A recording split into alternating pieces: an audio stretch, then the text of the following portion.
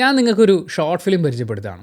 കുറേ നാളായി നമ്മളൊരു ഷോർട്ട് ഫിലിമൊക്കെ നല്ലതാണെന്ന് പറഞ്ഞിട്ട്. എനിക്ക് ഷോർട്ട് ഫിലിം അയച്ചു തന്ന ഒരുപാട് ആളുകളുണ്ട് കേട്ടോ. എല്ലാവരോടും എനിക്ക് പറയാനുള്ളത് ഒരു സോറിയാണ്. എന്താ കാര്യം എന്ന് വെച്ച് കഴിഞ്ഞാൽ, എനിക്ക് അയച്ചു തരുന്ന വീഡിയോസ് എല്ലാം ഞാനൊരു പ്ലേലിസ്റ്റായിട്ട് വാച്ച് ലേറ്ററിൽ ഇടുന്നുണ്ട്. 433 വീഡിയോസ് ഉണ്ട്. ഇതിൽ കുറച്ച് ട്രെയിലറുകൾ ഉണ്ടാവും, കുറച്ച് സിനിമയുടെ പല സിനിമകളുടെയും എക്സ്പ്ലനേഷൻ പരിപാടികളുണ്ടാവും.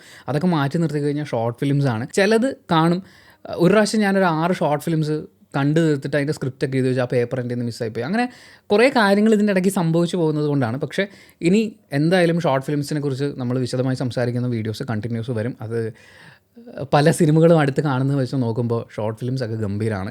എനിക്ക് അങ്ങനെ സമീപകാലത്ത് കണ്ട പല സിനിമകളും വെച്ച് നോക്കുമ്പോൾ നല്ല രീതിയിൽ ചെയ്തു എന്ന് തോന്നിയിട്ടുള്ള ഒരു ഷോർട്ട് ഫിലിമാണ് ഇപ്പോൾ പരിചയപ്പെടുത്താനുള്ളത്.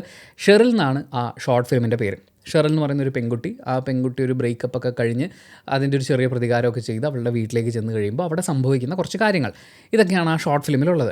ഇതിൽ അഭിനയിക്കുന്ന ആളുകളെക്കുറിച്ച് പറഞ്ഞുകൊണ്ട് തുടങ്ങാം. സ്നേഹ റിജി എന്ന് പറയുന്ന ആർട്ടിസ്റ്റാണ് ഇതിലെ മെയിൻ കഥാപാത്രത്തിനെ അവതരിപ്പിച്ചിരിക്കുന്നത്.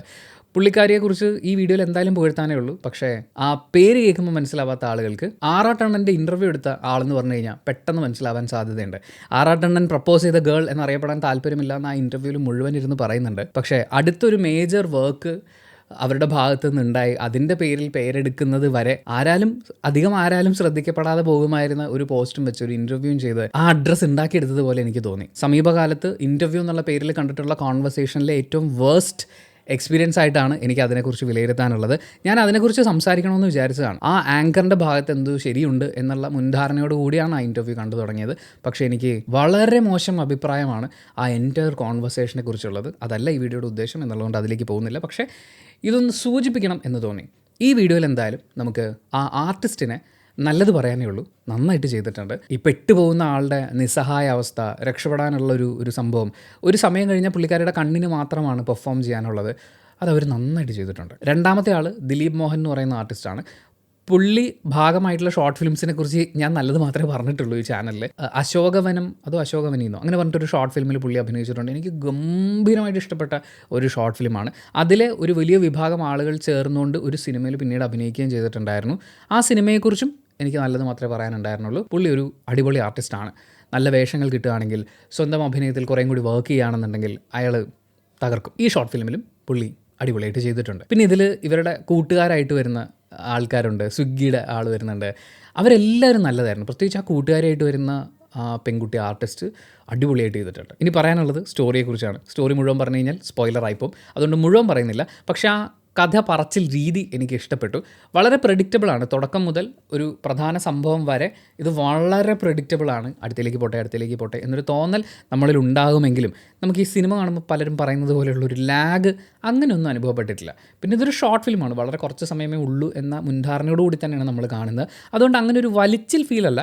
പക്ഷെ അത് പ്രഡിക്റ്റബിൾ ആയിരുന്നു. അത് കഴിഞ്ഞ് പിന്നീട് ട്വിസ്റ്റും അതിനുശേഷം സംഭവിക്കുന്ന കുറച്ച് കാര്യങ്ങളും കൂടി പതിയാണ് പോകുന്നതെങ്കിലും അവസാനത്തേക്ക് വരുമ്പോൾ പെട്ടെന്ന് പ്രതീക്ഷിക്കാത്ത ഒരു ട്വിസ്റ്റുമായിട്ട് വന്ന് എനിക്കിഷ്ടപ്പെടുന്ന ഒരവസ്ഥയിൽ ആ ഷോർട്ട് ഫിലിം എൻഡ് ചെയ്യണ്ടായി. പെർഫോമൻസും കഥ പറച്ചിലും കഴിഞ്ഞ് കഴിഞ്ഞാൽ പിന്നെ മ്യൂസിക്കിനെ കുറിച്ച് പറയണമല്ലോ. ഒരു നെഗറ്റീവ് പറയല്ല, പക്ഷേ പോസിറ്റീവ് ആക്കാമായിരുന്നു എന്ന് പറയുന്ന ഒരു കാര്യം ഈ മ്യൂസിക്കിൻ്റെ ഒക്കെ ഇടയിലുള്ള ഒരു ട്രാൻസിഷൻ പരിപാടിയുണ്ട്. അതായത് ഒരു ഫീൽ ഇങ്ങനെ പോകുന്നു, എന്നിട്ട് അടുത്തൊരു ബിറ്റ് സ്റ്റാർട്ട് ചെയ്യുമ്പോഴേക്കും പെട്ടെന്ന് സ്റ്റോപ്പ് ചെയ്യുന്നത് പോലെ ഒരു സ്ഥലത്ത് എനിക്ക് ഫീൽ ചെയ്തു.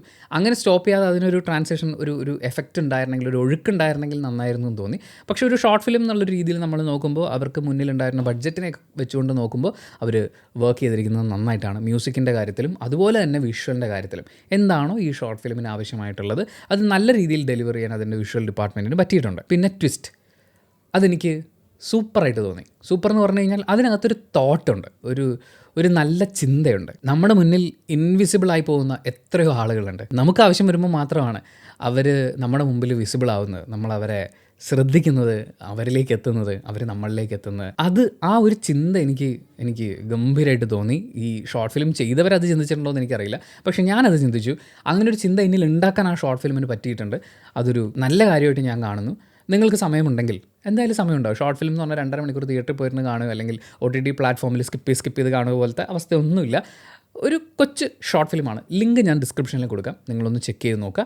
And thank you so much for watching this video. ഇഷ്ടപ്പെട്ടാൽ ലൈക്ക് ചെയ്യുക, കമൻറ്റ് ചെയ്യുക, ഷെയർ ചെയ്യുക. ഇനി നിങ്ങൾ ചെയ്ത ഏതെങ്കിലും ഷോർട്ട് ഫിലിംസ് എനിക്ക് ഇൻസ്റ്റഗ്രാമിൽ അയച്ചിട്ടുണ്ടെങ്കിൽ അതൊന്നുകൂടി അയക്കുകയോ അതല്ലെങ്കിൽ എന്തെങ്കിലും ഒരു എക്സ്ട്രാ മെസ്സേജ് ആയിട്ട് അയക്കുകയും കൂടി ചെയ്യുകയാണെങ്കിൽ എനിക്കതൊരു റിമൈൻഡർ ആവും. ഒരുവിധം എനിക്ക് കിട്ടിയതൊക്കെ ഞാൻ വാച്ച് ലൈറ്ററിൽ ഇട്ടിട്ടുണ്ട്. തീർച്ചയായും ഇനി അങ്ങോട്ടുള്ള ദിവസങ്ങളിൽ ഷോർട്ട് ഫിലിംസ് നമ്മൾ കാണും. എനിക്ക് നല്ലതെന്ന് തോന്നുകയാണെങ്കിൽ ഉറപ്പായിട്ടും അത് കാണാൻ 4 പേരോട് പറയും.